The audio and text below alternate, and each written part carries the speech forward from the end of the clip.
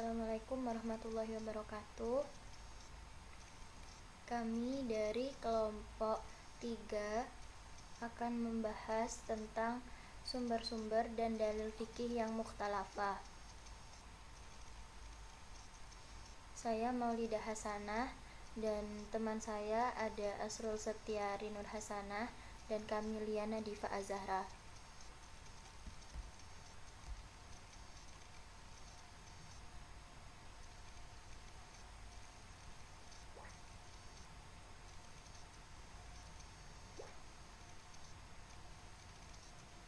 Pada presentasi kali ini kami memiliki dua topik bahasan, yaitu pengertian sumber-sumber dan dalil fikih yang mukhtalafah dan sumber dan dalil fikih yang mukhtalafah.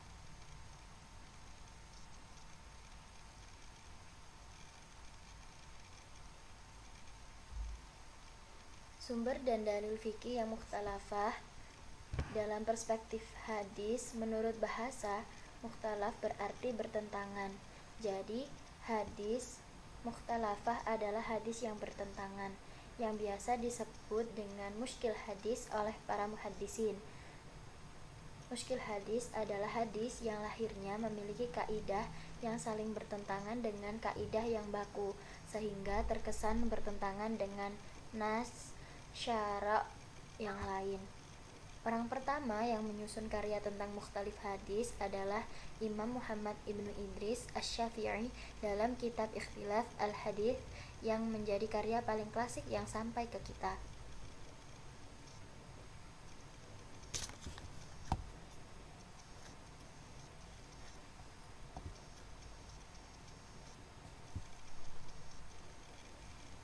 Sumber dan dalil fikih yang mukhtalafah antara lain ada maslahah mursalah, ada urf, adat atau kebiasaan, ada istihsan, ada istishab, qaul sahabi, dan sar'un man ablana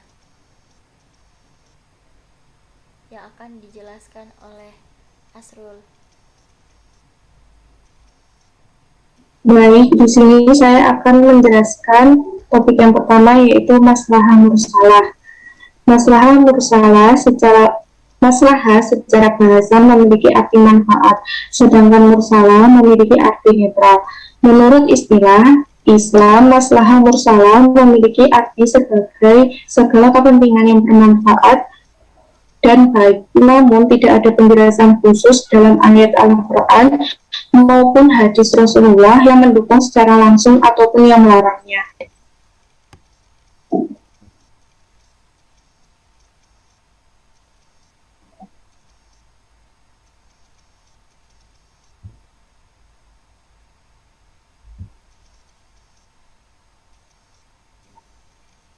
Pengertian maslahah mursalah menurut ulama usul fikih. Yang pertama, menurut Imam Al-Ghazali, maslahah itu sesuatu yang mendatangkan manfaat dan menjauhkan dari kerusakan.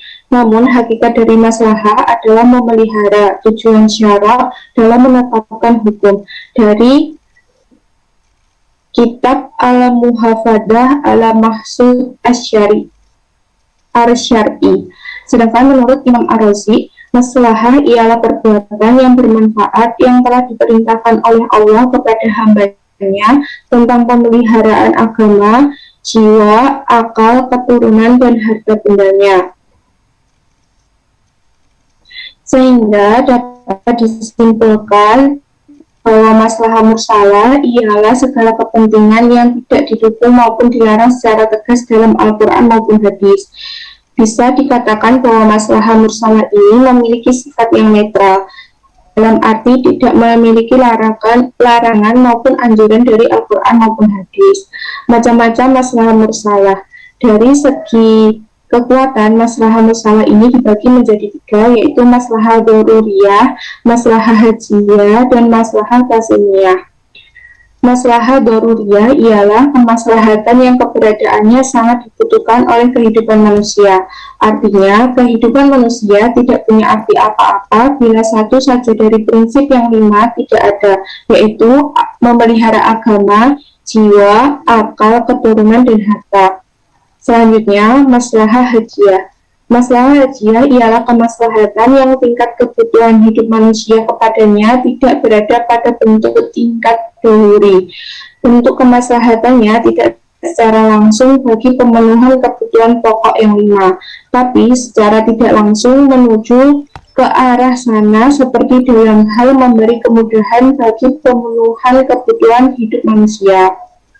Yang ketiga yaitu maslahah tasniyah. Maslahah tasniyah ialah maslahah yang kebutuhan hidup manusia kepadanya tidak sampai tingkat dhuhuri, juga tidak sampai pada tingkat haji. Namun, kebutuhan tersebut perlu dipenuhi dalam rangka memberi kesempurnaan dan keindahan bagi pemenuhan kebutuhan hidup manusia. Selain itu, macam-macam maslahah mursalah dapat ditinjau dari maksud usaha mencari dan menetapkan hukum. Yang pertama ada maslahah al-mu'tabarah, yaitu maslahah yang diperhitungkan oleh syari. Maksudnya adalah petunjuk dari syari, baik langsung ataupun tidak langsung, yang memberi petunjuk kepada adanya maslahah dalam menetapkan hukum. Yang kedua yaitu maslahah mulungoh. Maslahah mulungoh yaitu maslahah yang dianggap baik oleh akal tetapi tidak diperhatikan oleh syarak dan ada petunjuk syarak yang menolaknya. Yang ketiga, maslahah mursalah. Maslahah ini biasanya disebut dengan istislah, yaitu apa yang dipandang baik oleh akal sejalan dengan tujuan syarak dalam menetapkan hukum, namun tidak ada petunjuk syarak yang memperhitungkannya dan tidak ada pula petunjuk syarak yang melarangnya atau menolaknya. Selanjutnya, urf atau adat atau kebiasaan. Secara bahasa, uruf berasal dari kata yang tersusun dari huruf ain, ra, dan fa yang memiliki arti mengenal dari kata urf. Muncul kata ma'rifat atau yang dikenal ma'ruf atau kebaikan, ta'rif atau definisi, dan urf atau kebiasaan yang baik. Sedangkan secara etimologi, kata urf memiliki arti sesuatu yang menjadi kebiasaan manusia dan mereka mengikutinya dalam bentuk setiap perbuatan yang populer di antara mereka, atau suatu kata yang biasa mereka kenal dengan pengertian tertentu, bukan dalam pengertian etimologi bahasa, dan ketika mendengar kata itu, mereka tidak memahaminya dalam pengertian yang lain. Macam-macam urf. Urf dibedakan dari segi objek, segi kecakupan, dan segi keabsahan pandangan syarak. Dari segi objek, urf dibedakan menjadi al-urf al-lafzi dan al-urf al-amali. Al-urf al-lafzi adalah kebiasaan masyarakat dalam mempergunakan lafal tertentu dalam mengungkapkan sesuatu, sehingga arti ungkapan tersebut yang dipahami dan terlintas dalam pikiran masyarakat.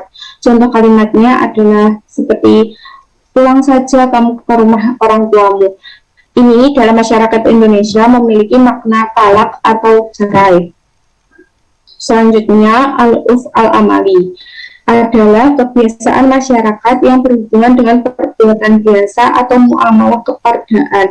Yang dimaksud perbuatan biasa adalah perbuatan masyarakat di dalam masalah kehidupan mereka yang tidak berhubungan dengan kepentingan orang lain, seperti kebiasaan libur kerja pada hari tertentu dalam satu minggu, kebiasaan masyarakat tertentu makan makanan atau minum minuman tertentu, dan kebiasaan masyarakat dalam memakai pakaian tertentu dalam acara khusus. Adapun muamalah perdata seperti akad atau transaksi dengan cara tertentu. Contoh seperti jual beli tanah di mana pembeli harus melihat, mengetahui, dan mengukur tanah secara langsung dan didampingi oleh saksi. Lalu akad jual beli dilakukan dengan adanya dua orang saksi. Selanjutnya, macam-macam urf dari segi cakupan. Yang pertama ada al-urf al-am, ialah kebiasaan tertentu yang berlaku secara luas di seluruh masyarakat.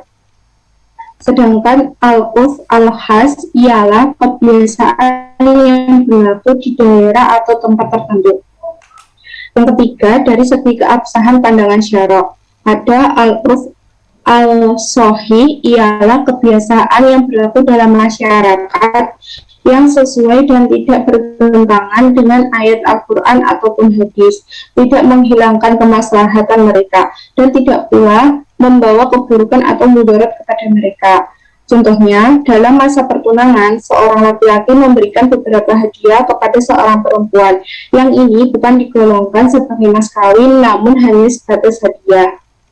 Yang kedua, ada al-urf al-fasid, ialah kebiasaan yang tidak sesuai atau bertentangan dengan ayat Al-Quran maupun hadis.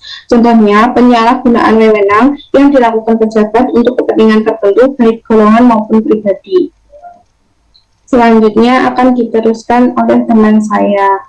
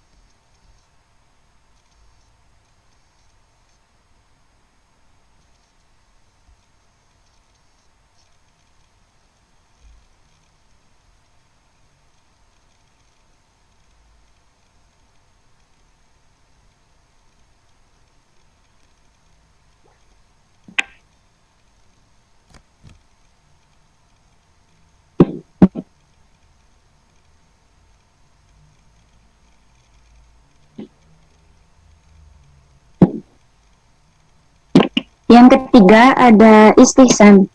Dalam bahasa Arab, istihsan memiliki pengertian menganggap sesuatu itu baik atau mengikuti sesuatu yang baik atau menganggap baik atau bagus.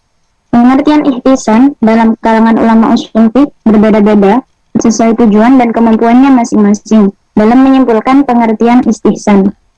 Di antaranya yang pertama ada pengertian menurut Imam Al-Ghazali dalam kitabnya yaitu Al-Mu'atasyafa juz 1 ayat 137, yang artinya semua hal yang dianggap baik oleh mujtahid menurut akalnya. Pengertian kedua menurut Al-Mu'allafiq Ibnu Qudamah Al-Hambali, suatu keadilan terhadap hukum dan pandangannya kepada suatu keadilan terhadap hukum serta pandangnya itu karena adanya dalil tertentu yaitu Al-Quran dan hadis. Yang ketiga menurut Abu Ishaq Asy Syatibi, pengambilan suatu kemaslahatan yang bersifat juz'i dalam menanggapi dalil yang bersifat global. Kemudian yang keempat menurut Imam Al-Hasan Al-Qurhi Al-Hanafi, yaitu perbuatan adil terhadap suatu permasalahan hukum dengan memandang hukum yang lain karena adanya suatu yang lebih kuat yang membutuhkan keadilan. Yang kelima menurut Imam Muhammad Abu Zahra, definisi menurut Al-Hasan Al-Qurhi seperti yang telah tersebutkan di atas. Kemudian menurut sebagian ulama, perbuatan adil dalam hukum yang menggunakan dalil adat untuk kemaslahatan manusia dan lain-lain.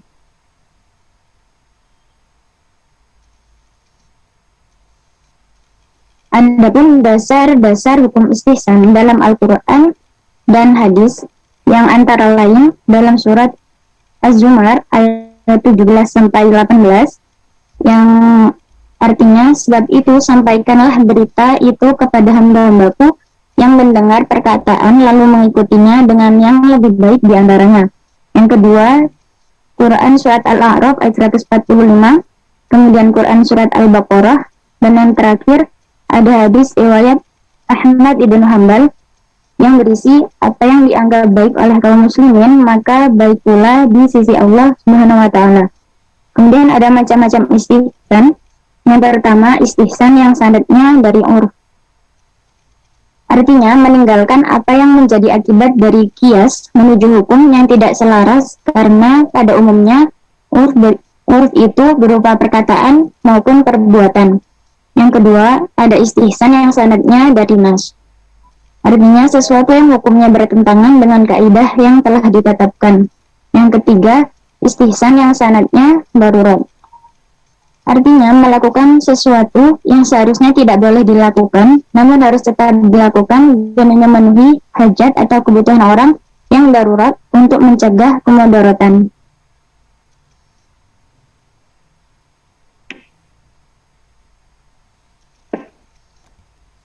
Selanjutnya akan dijelaskan oleh Maulidah Hasanah. Selanjutnya yaitu istishab, yang artinya menetapkan pada hukum yang sudah ada dari suatu peristiwa hingga ada dalil yang mengubah ketetapan hukum tersebut. Misbahuz Zulam 2013.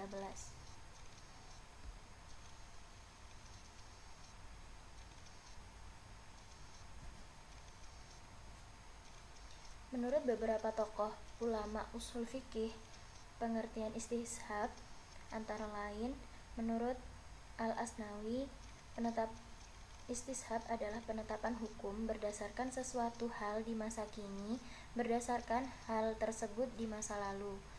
Menurut Abdurrahman Idoi, istishab yaitu dugaan dalam hukum pembuktian sehingga suatu keadaan masalah yang diketahui pada masa lalu terus ada sampai kebalikannya dapat terbukti. Kemudian menurut Al-Syaukani, istishab adalah apa yang telah ditetapkan di masa lalu dan masih dapat dilestarikan selama tidak ada hal lain yang mengubahnya.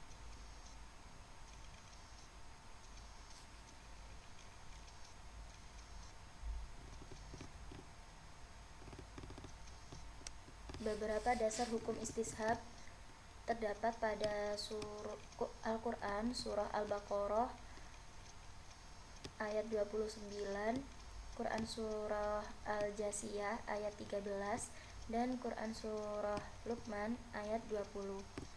Adapun macam-macam istishab yaitu istishab hukum al-ibahah al-asliyah,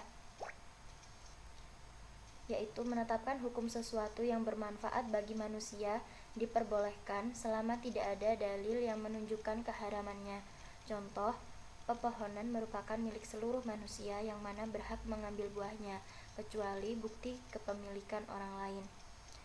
Kemudian yang kedua yaitu istishab al-bara'at al-asliyat, yaitu kontinuitas hukum dasar ketiadaan berdasarkan argumentasi rasio dalam konteks hukum-hukum syar'i, dengan maksud memberlakukan ketiadaan yang dibuat dengan lantaran tidak ada dalil yang menjelaskannya.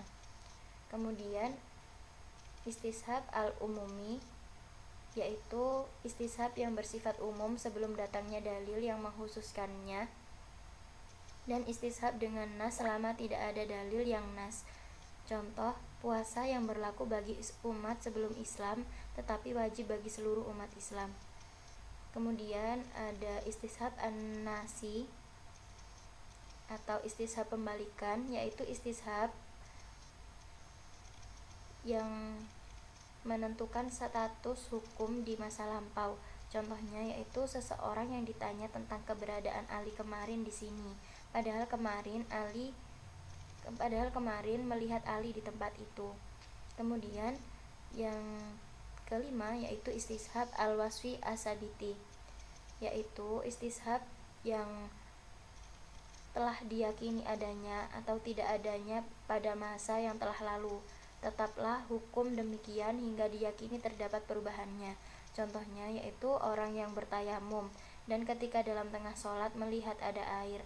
Berdasarkan ijma, sholatnya ditetapkan tidak batal karena keabsahan sholat itu ketika belum melihat air yang menunjukkan ketetapan hukum.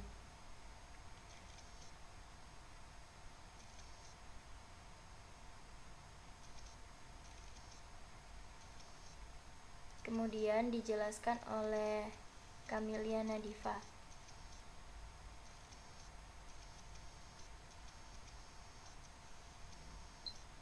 Baik, yang Qaul Sahabi akan saya jelaskan. Qaul Sahabi merupakan beberapa pendapat para sahabat tentang kasus yang diulik dari para ulama, baik berupa ketetapan hukum maupun fatwa yang keduanya tidak jelas dalam hadis ataupun ayat. Ada pengertian lain yang menjelaskan tentang qaul sahabi, yaitu yang dimaksud dengan qaul sahabi adalah mazhab sahabi atau pendapat-pendapat para sahabat dalam masalah ijtihad. Menurut para ulama usul fikih, yang dimaksud dengan sahabat adalah seseorang yang bertemu dengan Rasulullah SAW, yang beriman kepadanya, mengikuti dan hidup bersamanya dalam jangka waktu yang cukup lama, dijadikan pedoman oleh generasi setelahnya, serta mempunyai hubungan khusus dengan Rasulullah SAW.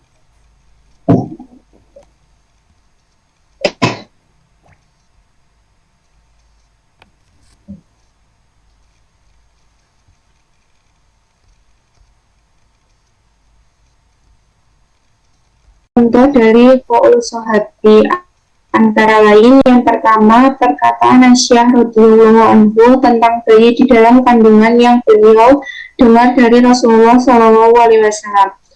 Kandungan itu tidak berdiam diri di dalam perut ibunya lebih dari 2 tahun berdasarkan ukuran yang bisa merubah bayang-bayang alat tahun.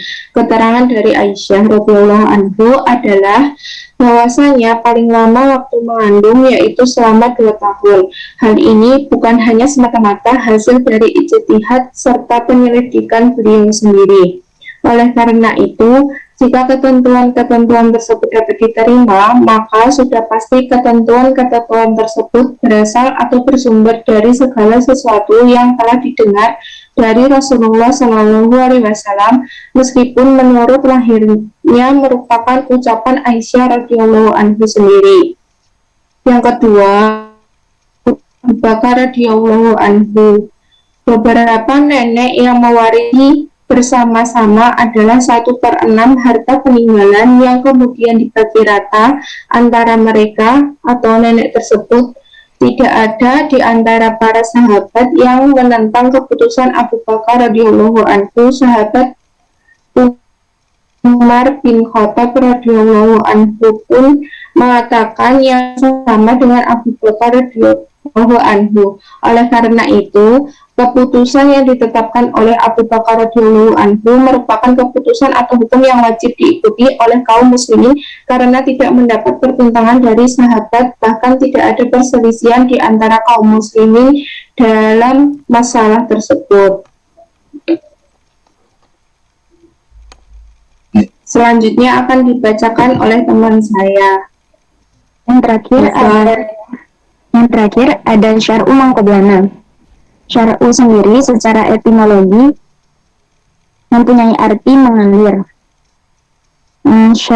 Syar'u atau syariat juga diartikan sebagai jalan yang lurus atau tariqun mustaqimun, yang sebagaimana diisyaratkan dalam Al-Quran pada surat Al-Jathiyah ayat 18. Syar'u mangkoblana merupakan syariat atau ajaran-ajaran Nabi sebelum Islam yang berhubungan dengan hukum seperti syariat Nabi Ibrahim, Nabi Musa, dan Nabi Isa alaihissalam. Sedangkan secara istilah, syar'u mangkoblana merupakan ketentuan hukum Allah yang disyariatkan kepada umat sebelum umat Nabi Muhammad SAW. Bagi umat Islam sendiri, mengikuti hukum-hukum tersebut merupakan suatu kewajiban selama tidak ada dalil atau sumber yang menghapusnya. Ada salah satu contoh dari syar'u mangkoblana sendiri, yang terdapat dalam surat Al-Baqarah ayat 183 yang artinya, hai orang-orang yang beriman, diwajibkan atas kamu berpuasa sebagaimana diwajibkan atas orang-orang sebelum kamu agar kamu bertakwa. Kemudian adapun pendapat para ulama tentang syar'u man qablana. Pada dasarnya syariat itu adalah satu karena datang dari Allah sendiri, juga oleh karena itu apa yang disyariatkan kepada para nabi terdahulu dan disebutkan dalam Al-Quran berlaku kepada umat-umat Nabi Muhammad.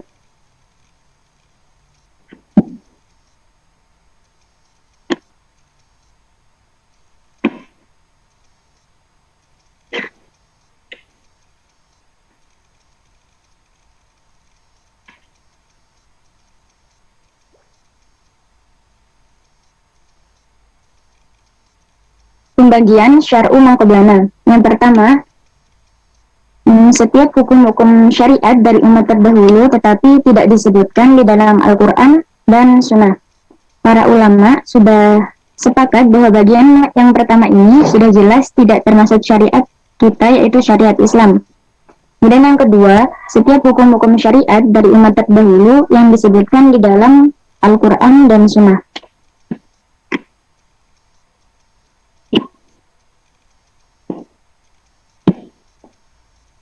Terima kasih. Mungkin cukup penjelasan dari kami dari kelompok 3. Mohon maaf bila ada kesalahan kata. Assalamualaikum warahmatullahi wabarakatuh.